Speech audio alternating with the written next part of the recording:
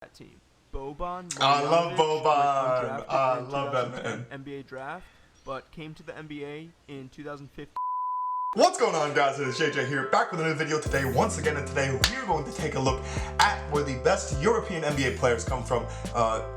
We have not watched the NBA, or even on the channel, I feel like actually, we haven't done anything on the channel with the NBA, I think, besides looking at NBA fans, comparing them to the amazing European basketball fans that are out there in this world. And so it made me think where some of the best European NBA players actually come from, because off the top of my head, I could not actually tell you. So we're going to take a look at this video. Obviously, if you guys see some of your favorite players, or obviously a country shout out, let me know in the comments below. Let me know where you guys are watching from. And I don't know, maybe we'll see some of their young highlights back when they were maybe playing in their home countries and playing in Europe before they came over to the NBA, because they got to get noticed somehow. So let me know your guys' thoughts on this video. Let me know if you guys want to see more European NBA content down in the comments below, and let's get into the video. As well, guys, you can find the original video just down in the description below. Mavericks owner Mark Cuban is one of the more outspoken owners in the NBA. During his tenure with the Mavs, his teams were often successfully led by European basketball star Dirk Nowitzki, and they even won an NBA championship in 2011. With Dirk's career coming to an I'm end, shocked they the only won team one needed championship. to draft a new young star to build around, and they got that in Luka Dončić. Back in 2018, Cuban did an interview about Luka and was asked, how important is it that Luka's had top basketball experience outside the NBA, which is referring to Luka Dončić playing professional basketball from the age of 16. Cuban's answer was controversial, but interesting. He said, "It is important because you're used to people being older than you, but I think he just learned how to play basketball, and that's the biggest gift. When you're gifted as he is, and you actually learn to play the game, if you look at the basketball education of kids starting at 11 years old in Europe, and particularly Slovenia, which is basketball oriented. If we took our best kids, and 7 years before they were McDonald's All-American, we sent them over to Slovenia to get an education. They just learn how to play basketball, while our guys learn how to dunk and put together mixtapes." Now, Mark Cuban really emphasized Slovenia in his answer, but I think he should have been a little bit more general by saying the Balkan region, because the Balkans is where the best European The Balkans, I see y'all. The Balkan region is made up of the countries of Slovenia, Slovenia, Croatia, Bosnia, Herzegovina, Serbia, Montenegro, is it Kosovo? Macedonia and Albania? Is that what he's going to say? Croatia, Bosnia and Herzegovina, Serbia, Montenegro, Kosovo, Albania, and Macedonia. Prior to 1991, this region was all combined into the country of Yugoslavia. And I'll tell you what, their men's national basketball team was consistently one of the best in the world. Yugoslavian basketball team? The national team won gold once, silver twice, and bronze once. In the FIBA World Cup, Yugoslavia placed gold and silver 3 times each, and bronze twice. So this was before the U.S. decided to field the men's in the Olympic teams? That were important to talk about because of their great. Drazen Petrovic was a shooting guard who became a European star at a young age. He was drafted 60th overall by the Trailblazers and came to the NBA at 24 in 1989. I like that they come in weird Yugoslavian middle, I guess, rule, which at like 24, 25. Playing in the NBA up until 28, but somehow he got around that by playing in Real Madrid. It's kind of confusing. But once in the NBA, he was really underutilized by the Trailblazers because coaches didn't think that European players could be built around, and at the time that was pretty prevalent, and some of it is still kind of existent today, but it's kind of changing in the NBA. So he was pretty upset with his role on the team and asked to be traded, and he was traded to the New Jersey Nets, and there he basically became an NBA star. He would put up pretty good stat lines and was very impactful on the team, but unfortunately, at the age of 28, at the peak of his career, he died in a car accident. Oh no. And it was very sad, and it really devastated the NBA world. And although he didn't got to play out his whole NBA career, he's had a huge influence on Croatian and European basketball players. Jesus, he is killing them in the Olympics. Players in the NBA. Another player that was very important to Yugoslavia was Vlade Divac, and he started his professional basketball career in Europe, but then was drafted number 26th overall by the Lakers in 1989, and he played 16 years in the NBA as a center for the Lakers, Hornets, and Sacramento. And he's got a shot on him. He was an above-average role player and even made an All-Star game in 2001 because of his solid NBA career and national. Just stop that, Kobe. He just slammed it on Kobe. And then just go let that slide. Just go let it slide. Vlade was inducted into the Basketball Hall of Fame, and now he is mostly known for making some pretty bad moves as the GM for the Sacramento Kings, even though I believe he was recently fired. Oh, The that's a third shame. major player from the Yugoslavian national team was Toni Kukoc. Toni Kukoc. And he was a successful European pro basketball player. He was drafted with the 29th overall spot by the Chicago Bulls in 1990, but only came over to the NBA in 1993 to play for the Bulls. And he was a major contributor to the second Bulls three-peat as the sixth man for the team. And I'm sure many of you guys know, after watching the Last Dance documentary with Michael Jordan, Toni Kukoc's impact on the team. And he played a few more years with the 76ers, Hawks, and Bucks. And overall, he's had a lot of success with the national team and throughout his NBA career. Currently, he works in the Bulls organization as a special advisor to the owner of the team. That's really cool. After 1991, 'Cause it's still the same owner who brought him over. After some bloody wars, but now the Balkan region produces some of the top European basketball talent in all of Europe.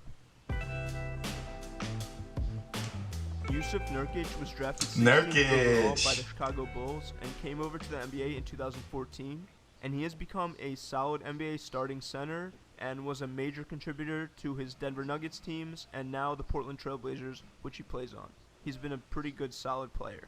He's been an amazing player. They probably would have done better against the Lakers had he played. Bojan Bogdanovic was drafted 31st overall by the Miami Heat in 2011, and he came over to the NBA in 2014 to play on the Brooklyn Nets. One of the best three-point shooters in the NBA today. Pacers, and now he is a key contributor on the Utah Jazz. Since entering the NBA, he's really continued to develop and get better as a player, and now he's basically a solid NBA role player at the forward position. He shoots, he drives, he does pretty much anything as a forward. He's a pretty solid NBA player. Dario Saric was drafted 12th overall in 2014 by the Orlando Magic, and he joined the NBA in 2016 as a member of the Philadelphia 76ers. And he played very well in the Sixers as a backup and a starter, but he was later traded to the Timberwolves and then the Suns, and hasn't had as much success as he did on the 76ers, but I personally think he's been underutilized. Overall, I think he's a solid backup or starting big man / forward position. I think he's pretty good. Mario Hezonja was drafted 5th overall in 2015 by the Orlando Magic, and he was a highly touted prospect, but hasn't really lived up to expectations. He's played on the Magic, the New York Knicks, and now is on the Portland Trail Blazers. He's basically a backup forward in the league, but dunked on Giannis. He dunked on Giannis. What people thought he was going to be as a top 5 overall pick, you know?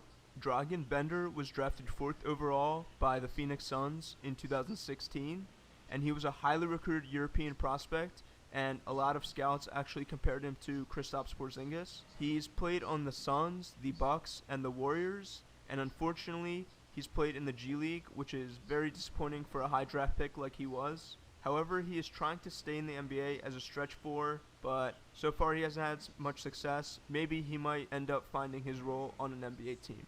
Ivica Zubac was drafted 32nd overall by the Lakers in 2016, and he has developed pretty nicely as a center, especially by the Lakers organization. He was traded to the Clippers, where he became a very serviceable big man and center for their team. He's looked pretty good so far, and he's pretty young, so he's very good. He's a great player on the Clippers. Be a major contributor for the Clippers' playoff runs. Nikola Vucevic was born in Switzerland, but is of Montenegrin descent and moved there as a teenager, although he's also lived in Belgium as well because his father was a journeyman in the EuroLeague.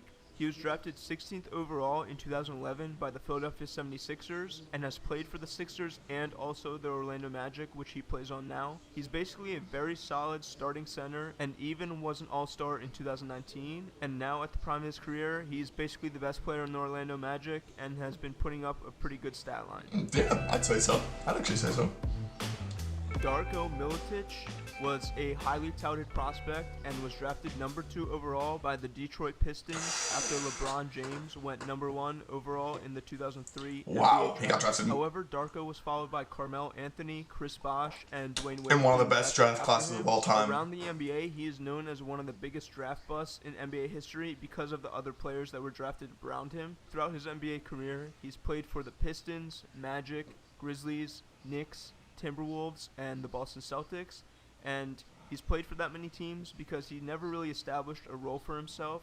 And he's even gone on record of saying that he doesn't really enjoy playing basketball. So as a result, he was never really good in the NBA, but he did end up winning an NBA championship basically as a bench scrub on the 2004 Pistons team. However, he is still one of the biggest draft busts in NBA history.